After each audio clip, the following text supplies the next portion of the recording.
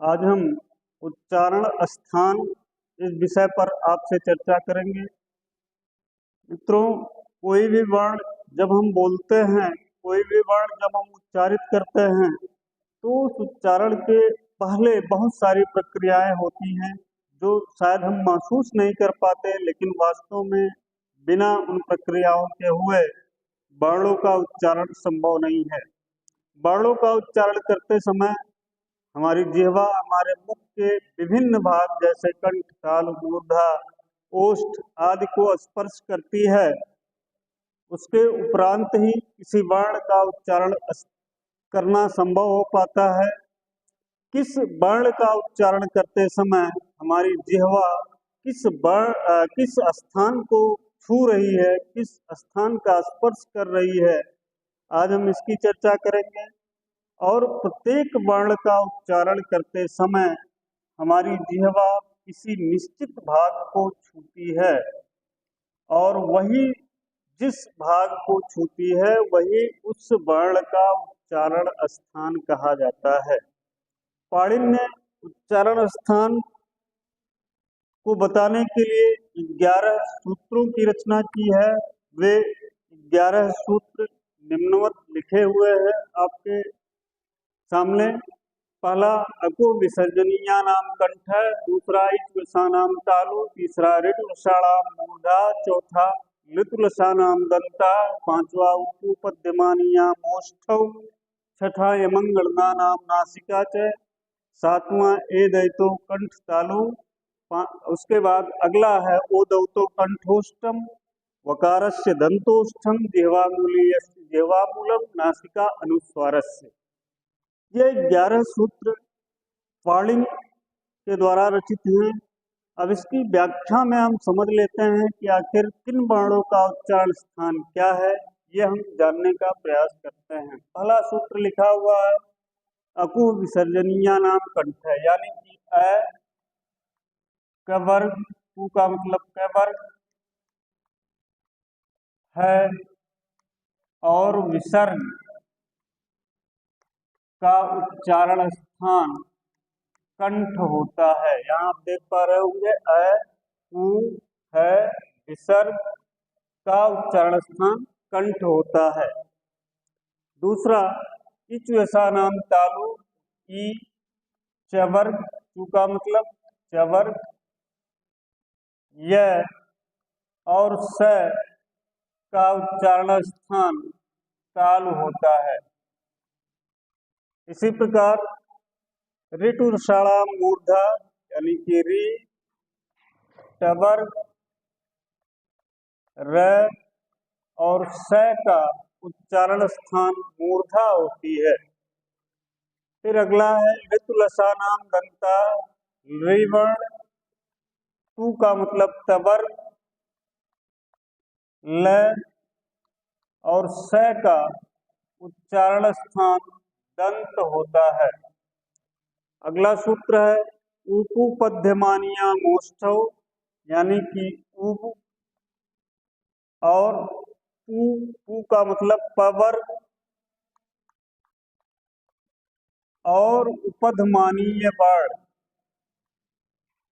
उपधमानीय वर्ण मैंने आपको बताया था इसके पहले की वीडियो में कि प और फ के पूर्व यदि अर्ध विसर्ग सदृश चिन्ह लगा हुआ है तो ये वर्ण उपधमानीय वर्ण कहे जाते हैं। इस प्रकार ओष्ठ उच्चारण स्थान उ वर्ण का, प वर्ग के सभी वर्णों का यानी प, फ, ब, भ, म का, और उपधमानी यानी कि जो उपधमानी प और फ वर्ण है इनका उच्चारण स्थान ओष्ठ होता है।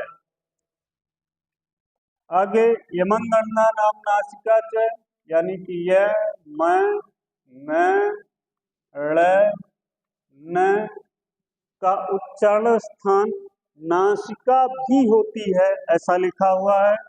इसका मतलब कि इस य, म, न, ळ, न के और उच्चारण स्थान की चर्चा पूर्व में हो चुकी है।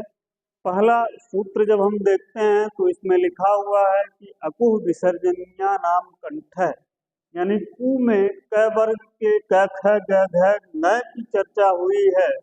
यानी न का एक उच्चारण स्थान कंठ और दूसरा नासिका, यानी न के दो उच्चारण स्थान हुए कंठ और नासिका। इसी तरीके से यह वर्ण है, उसका भी पूर्व में हम एक उच्चारण स्थान बता चुके हैं जो कि तालु है, और यहाँ पर नासिका बताई जा रही है, तो यह का उच्चारण स्थान तालु और नासिका है। इसी तरीके से टवर्ग में ड़ पहले से ही बताया जा चुका है, जिसका उच्चारण स्थान मूर्धा है, और यहाँ नासिका बताई जा रही है। इसका मतलब कि ड़ वर्ण का उच्चारण स्थान मूर्धा और नासिका होती है। फिर हम आते हैं न वर्ण पे। न वर्ण का पहले भी उच्चारण स्थान टवर्ग में बताया जा चुका, तथा दंत होते हैं। इस प्रकार ये सूत्र को मिलाने से न का उच्चारण स्थान दंत और नासिका हो जाती है। उसके बाद बचता है मैं वर्ण। तो मैं वर्ण इसके पहले वाले सूत्र में बताया गया कि उपध्यमानी या मोष्ठो, यानी कि ऊ पवर्ग और उपदमानीय वर्ण। तो पवर्ग में प फ ब भ मैं पहले से ही आ चुका है, तो और वहाँ बताया जा चुका है कि प वर्ग के वर्णों का उच्चारण स्थान ओष्ठ है, तो मैं का उच्चारण स्थान भी ओष्ठ हुआ, और ओष्ठ के साथ साथ यहाँ नासिका भी होती है, यानी मैं का उच्चारण स्थान ओष्ठ और नासिका है। इसके बाद आता है ए दैतो कंठ तालु, यानी ए आई, इन दो वर्णों का उच्चारण स्थान कंठ और तालु है। अगला सूत्र है ओ दौतो कंठोष्ठम, यानी कि ओ और औ का उच्चारण स्थान कंठ और ओष्ठ है।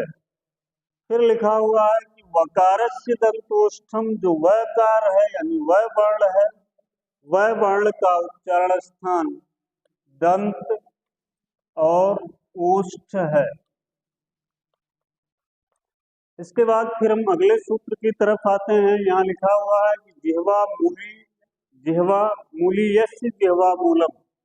मैंने कल आपको बताया था कि क और ख के पूर्व यदि अर्ध विसर्ग का चिन्ह लगा हुआ है, तो ये चिन्ह जिह्वा मूलीय वर्ण कहे जाते हैं, और इन्हीं दो जिह्वा मूलीय वर्णों का उच्चारण स्थान जिह्वा का मूल भाग होता है। जिह्वा मूल होता है। फिर आगे लिखा गया कि नासिका अनुस्वारस्य, जो अनुस्वार होता है, अनुस्वार जिसको हम वर्णमाला में अंग और प्रतीक पड़ी पाई के ऊपर एक बिंदी लगा करके प्रदर्शित करते हैं, उसका उच्चारण स्थान नासिका है।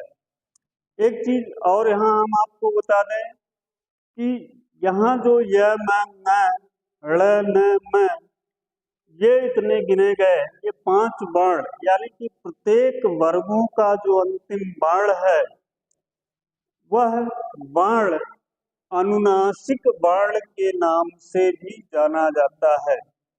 अनुनासिक वर्ण के नाम से भी जाना जाता है।